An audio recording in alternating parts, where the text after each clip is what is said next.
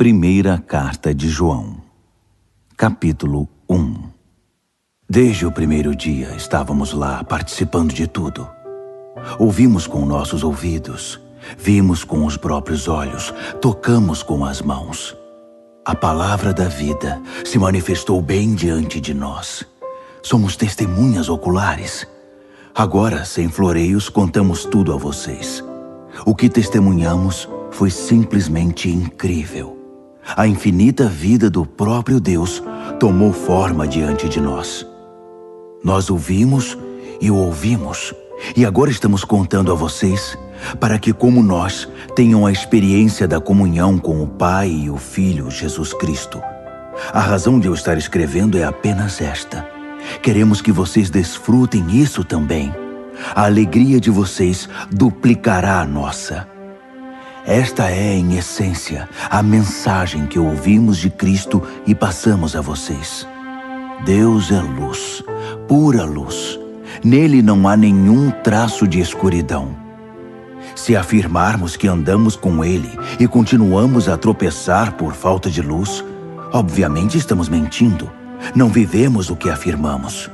Mas se andarmos na luz, como o próprio Deus é luz, vamos experimentar também uma vida de comunhão uns com os outros, enquanto o sangue derramado de Jesus, o Filho de Deus, nos purifica de todo o nosso pecado.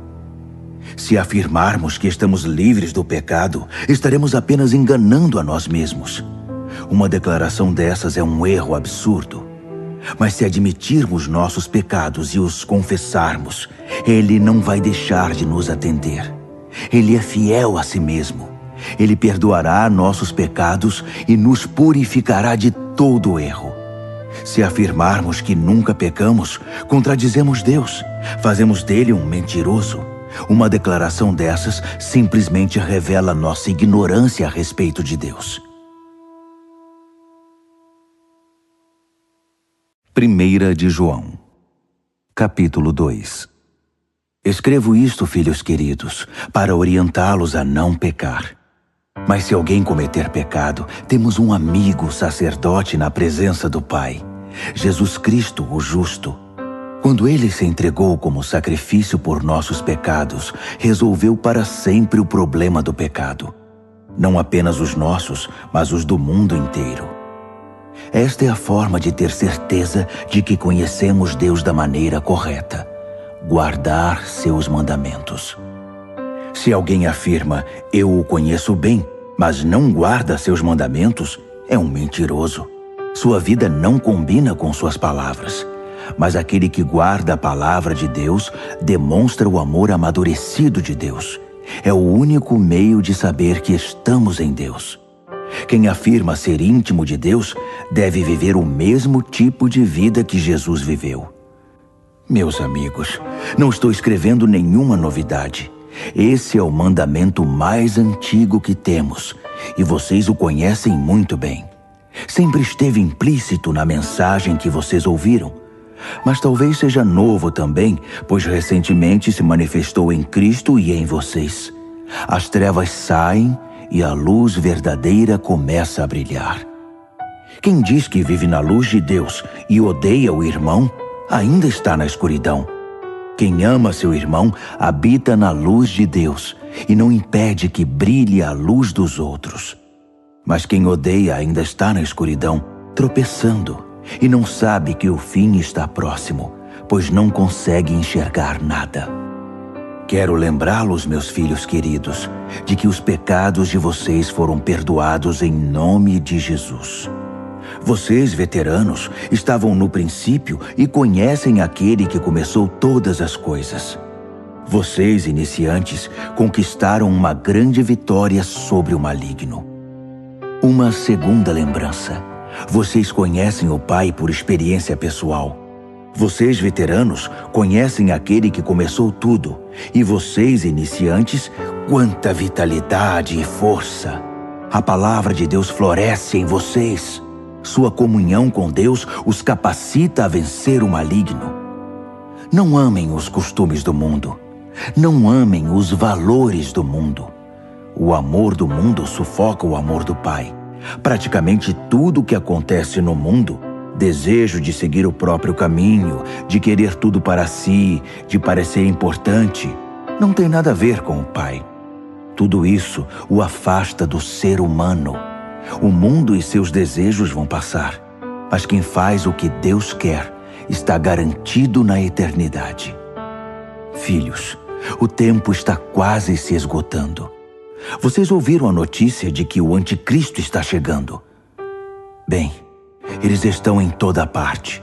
Há um anticristo em todo lugar. É por isso que sabemos que estamos perto do fim. Eles nos deixaram, mas nunca estiveram conosco de verdade. Do contrário, teriam se firmado conosco fiéis até o fim.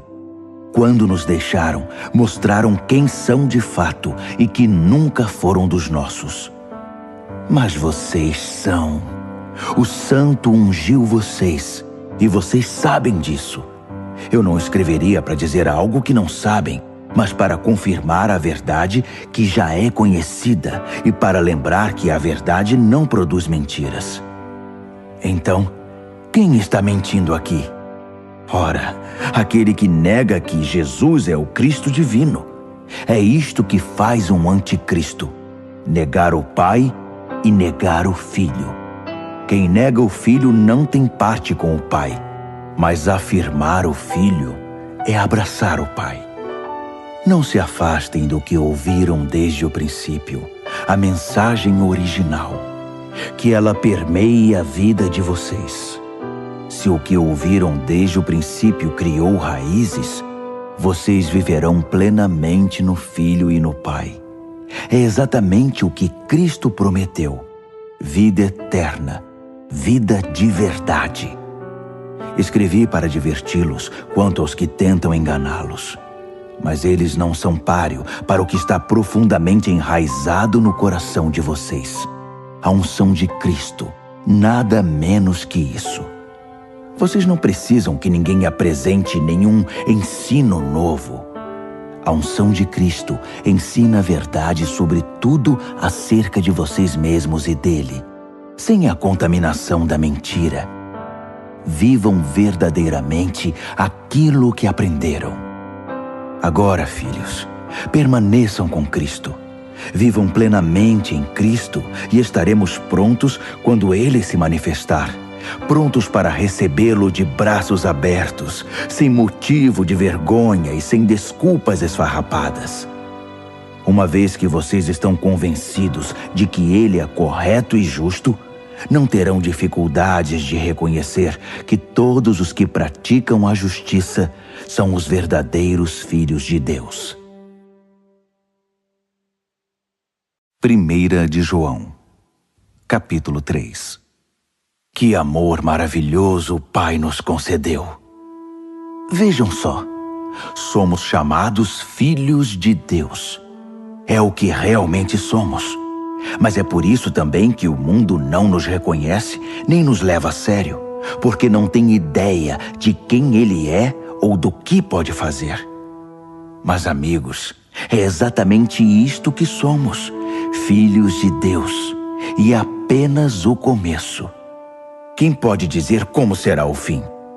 O que sabemos é que quando Cristo finalmente se manifestar, nós o veremos.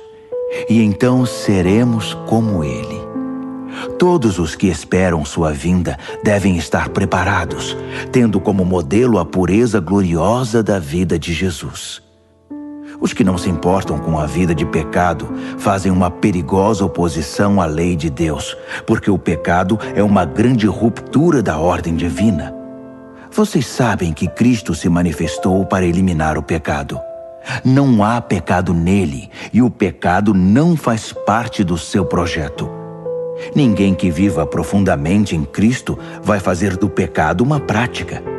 Quem vive na prática do pecado nunca se voltou para Cristo, mas virou as costas para Ele. Por isso, meus filhos queridos, não permitam que ninguém desvie vocês da verdade. Quem age corretamente é correto, como o que vemos no justo Messias. Os que fazem do pecado uma prática são do diabo, o pioneiro na prática do pecado. O Filho de Deus entrou em cena para destruir os caminhos do diabo. Os que foram concebidos e trazidos à vida por Deus não fazem do pecado uma prática. Como poderiam? A semente de Deus está no íntimo do seu ser, fazendo deles o que são. Não é da natureza dos nascidos de Deus praticar e ostentar o pecado. Vou dizer como diferenciar entre os filhos de Deus e os filhos do diabo. Quem não pratica a justiça não é de Deus. Tampouco quem não ama seu irmão. Simples assim. Esta é a mensagem original que ouvimos. Devemos amar uns aos outros. Não devemos ser como Caim, que seguiu o maligno e matou seu irmão. E por que o matou? Porque vivia na prática do pecado, enquanto os atos de seu irmão eram justos. Portanto, não fiquem surpresos, amigos, se o mundo odiar vocês. Sempre foi assim. Sabemos que passamos da morte para a vida quando amamos nossos irmãos. Quem não ama já está morto. Quem odeia o irmão é assassino. E vocês sabem muito bem que vida eterna e assassinato não combinam. É assim que entendemos e experimentamos o amor. Cristo sacrificou sua vida por nós. Portanto, devemos nos sacrificar por nossos irmãos, não apenas por nós mesmos. Se você vê um irmão em necessidade e tem recursos para ajudá-lo, mas vira as costas e não faz nada, o que acontece com o amor de Deus? Desaparece. E é você que faz esse amor desaparecer. Meus filhos queridos, não vamos apenas falar de amor. Vamos praticar o amor verdadeiro. É o único modo de saber se estamos vivendo a realidade de Deus. É também o caminho para acabar com as autocríticas que nos enfraquecem, mesmo quando procedem. Deus é maior que nosso coração ansioso e sabe mais a nosso respeito que nós mesmos. Amigos, uma vez que isso foi resolvido e já não mais acusamos nem condenamos a nós mesmos, podemos chegar à presença de Deus com confiança e liberdade. Podemos estender a mão e receber o que pedimos, porque estamos fazendo o que Ele disse, o que o agrada. Uma vez mais, este é o mandamento de Deus: crer em seu Filho Jesus Cristo. A ordem dele é que amemos uns aos outros de acordo com o mandamento original. Se guardarmos seus mandamentos, podemos viver aquela vida plena, e Ele vive em nós. É desta forma que experimentamos sua presença viva e permanente em nós, pelo Espírito que Ele nos deu. 1 de João, capítulo 4. Meus queridos amigos, não creiam em tudo que ouvem.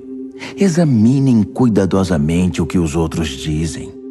Nem todo mundo que fala de Deus vem de Deus. Há muitos pregadores mentirosos mundo afora. Querem saber como identificar o genuíno Espírito de Deus? Quem confessa abertamente sua fé em Jesus Cristo, o Filho de Deus, que veio como uma pessoa real de carne e sangue, vem de Deus e pertence a Deus. Mas quem se recusa a confessar a fé em Jesus, não quer nada com Deus. É o espírito do anticristo que vocês ouviram que viria. Pois bem, ele já está por aí mais cedo que pensávamos. Meus filhos queridos, vocês vêm da parte de Deus e pertencem a Deus. Vocês já obtiveram uma grande vitória sobre esses falsos mestres, pois o espírito que está em vocês é mais forte do que qualquer coisa no mundo. Essas pessoas pertencem ao mundo que nega o Cristo. Eles falam a língua do mundo e o mundo os escuta. Mas nós viemos de Deus e pertencemos a Deus. Quem conhece Deus nos entende e nos ouve. Quem não quer nada com Deus, evidentemente, não vai nos ouvir. Esse é outro teste para diferenciar o espírito da verdade do espírito do engano. Meus amigos amados, continuemos a amar uns aos outros, pois o amor vem da parte de Deus. Quem ama é nascido de Deus e tem um relacionamento real com Ele. Quem se recusa a amar não sabe o que mais importa sobre Deus, pois Deus é amor. Vocês não podem conhecê-lo se não amam. Foi assim que Deus demonstrou seu amor por nós. Deus enviou seu único Filho ao mundo para que pudéssemos viver por meio dele. É desse amor que estamos falando. Não que tenhamos amado a Deus, mas que Ele nos amou e enviou seu Filho como sacrifício para purificar nossos pecados e consertar os danos que eles causaram em nosso relacionamento com Deus. Meus amigos queridos, se Deus nos amou assim, então devemos amar uns aos outros. Ninguém viu Deus, nunca. Mas se amarmos uns aos outros, Deus habitará no íntimo do nosso ser e seu amor será completo em nós, amor perfeito. Sabemos que estamos vivendo uma vida plena nele e ele em nós, porque ele nos deu vida que procede da sua vida, que vem do seu Espírito. Além disso, vimos por nós mesmos e continuamos a afirmar que o Pai enviou seu Filho para salvar o mundo. Quem confessa que Jesus é o Filho de Deus, participa de um relacionamento íntimo e estável com Deus. É por saber disso que abraçamos de coração esse amor que procede de Deus. Deus é amor. Quando passamos a habitar permanentemente no amor, vivendo uma vida de amor, vivemos em Deus e Deus vive em nós. Assim, o amor tem o controle da casa, fica à vontade e amadurece em nós. E não temos mais preocupação com o dia do juízo. Nossa situação no mundo é idêntica à de Cristo. No amor, não há espaço para o medo. O amor amadurecido expulsa o medo. Considerando que o medo causa uma vida vacilante e cheia de temores, medo da morte, medo do julgamento, podemos dizer que quem tem medo não está completamente aperfeiçoado no amor. Mas nós podemos desfrutar o amor, amar e ser amados, pois primeiro fomos amados. Por isso agora podemos amar. A verdade é que Ele nos amou primeiro. Se alguém se vangloria dizendo, eu amo a Deus, mas odeia e despreza seu irmão, é mentiroso. Se não ama a pessoa que vê, como pode amar a Deus a quem não vê? O mandamento que temos da parte de Cristo é sem rodeios. Amar a Deus se vê na prática de amar o próximo. Vocês precisam amar os dois.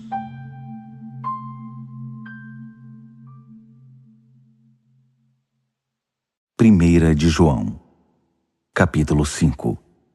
Quem acredita que Jesus é de fato o Messias, é nascido de Deus. Se amamos aquele que gera o Filho, sem dúvida amaremos o Filho que nasceu. O teste da verdade para saber se amamos ou não os filhos de Deus é este. Amamos a Deus? Guardamos seus mandamentos? A prova de que amamos a Deus está na guarda dos seus mandamentos, e eles não nos parecem difíceis. Quem nasce de Deus está acima da influência do mundo. O poder que põe o mundo de joelhos é a nossa fé. A pessoa que se põe acima da influência do mundo acredita que Jesus é o Filho de Deus. Jesus, o Cristo divino. Ele experimentou um nascimento que doa a vida e uma morte que mata a morte. Não apenas um nascimento físico, mas um nascimento batismal de seu ministério e de sua morte sacrificial. E em tudo isso, o Espírito confirma a verdade, a realidade da presença de Deus no batismo e na crucificação de Jesus, tornando essas ocasiões vivas para nós. O testemunho é tríplice: o Espírito, o batismo e a crucificação, os três em perfeito acordo. Se damos algum valor ao testemunho humano, nos sentiremos muito mais seguros com o testemunho de Deus a respeito do seu Filho. Quem crê no Filho de Deus, confirma no íntimo do seu ser o testemunho de Deus. Quem se recusa a crer, está chamando Deus de mentiroso, recusando-se a crer no testemunho do próprio Deus a respeito de seu Filho. Esta é a essência do testemunho.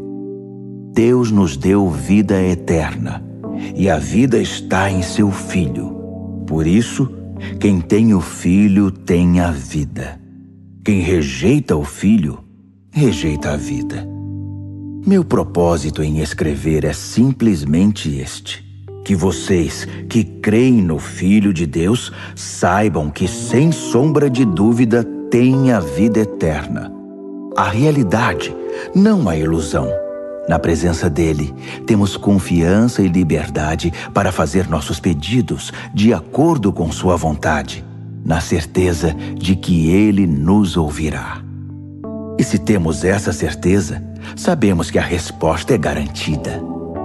Por exemplo, se vemos um cristão pecando, não falo aqui dos que fazem da prática do pecado um caminho fatal que leva à morte eterna. Pedimos a ajuda de Deus e ele nos atende, dando vida ao pecador cujo pecado não é fatal. Existe pecado que é fatal. E nesse caso não digo que se deva orar. Tudo que fazemos de errado é pecado, mas nem todo pecado é fatal. Sabemos que ninguém nascido de Deus faz do pecado uma prática. O pecado fatal. Os nascidos de Deus são também protegidos por Deus. O maligno não pode tocar neles. Sabemos que somos protegidos por Deus. Só o povo do mundo continua nas garras do maligno. Sabemos também que o Filho de Deus veio para que pudéssemos reconhecer e entender a verdade de Deus. Que presente!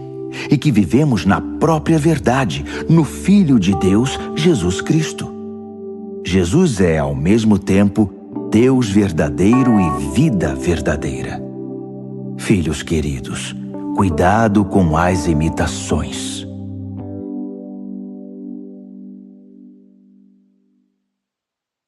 Segunda Carta de João.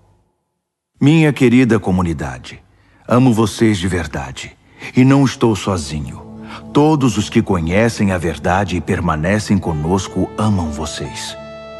Que a graça, a misericórdia e a paz sejam com vocês, na verdade e no amor de Deus Pai e de Jesus Cristo, Filho do Pai. Não consigo dizer como estou feliz por saber que muitos membros da sua comunidade fazem de tudo para viver a verdade exatamente como o Pai ordenou. Mas me permitam lembrar uma coisa, e não se trata de um novo mandamento, apenas de uma repetição do mandamento básico e original. Amem uns aos outros. Amar significa seguir os mandamentos, e o mandamento que resume tudo é: orientem a vida pelo amor. Essa foi a primeira coisa que vocês ouviram e nada mudou. Há muitos charlatões de conversa suave pelo mundo afora. Eles se recusam a crer que Jesus Cristo foi verdadeiramente humano, um ser humano de carne e osso. Vamos chamá-los pelos seus verdadeiros nomes: enganadores, anticristos. Tomem cuidado com eles, para que vocês não percam o que nos custou tanto trabalho. Quero que vocês recebam a recompensa a que têm direito. Quem vai longe demais, a ponto de ir além do ensino de Cristo, está se afastando de Deus. Mas quem se apega a este ensino, permanece fiel ao Pai e ao Filho. Se alguém mostrar que não se importa com este ensino, não o convide para casa nem o hospede. Isso lhe serviria de plataforma para que ele prossiga em seus maus caminhos, fazendo de você um cúmplice. Tenho muito mais a dizer, mas prefiro não usar papel e tinta. Espero estar aí em breve e ter uma conversa franca com vocês. Será bom para vocês e para mim. Todos nesta comunidade irmã enviam saudações. Terceira Carta de João. O pastor, ao meu bom amigo Gaio. Amo você de verdade. Somos os melhores amigos e oro para que tenha êxito em tudo o que fizer e tenha boa saúde. Que suas atividades prosperem, assim como sua alma.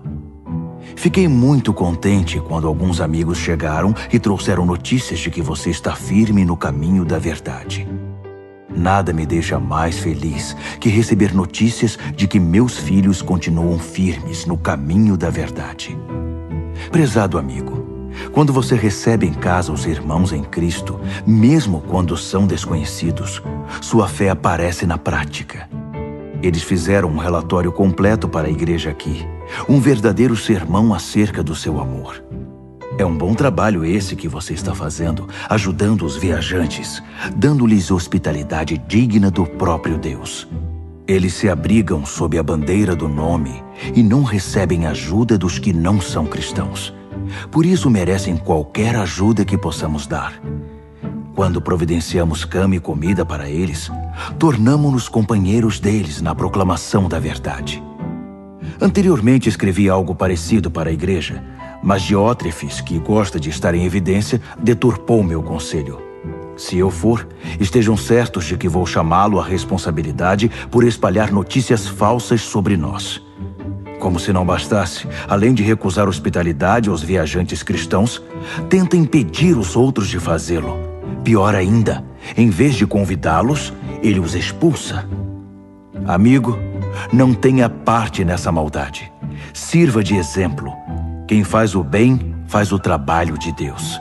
Quem faz o mal falsifica o que é de Deus e nada sabe sobre ele. Todo mundo fala bem de Demétrio. A própria verdade está a favor dele. Já combinamos, e vocês sabem, em não dar nosso aval de maneira leviana. Tenho ainda muito a dizer, mas prefiro não usar papel e tinta. Espero estar aí em pessoa e ter uma conversa franca. A paz esteja com você. Os amigos aqui enviam saudações. Cumprimente nossos amigos aí um por um.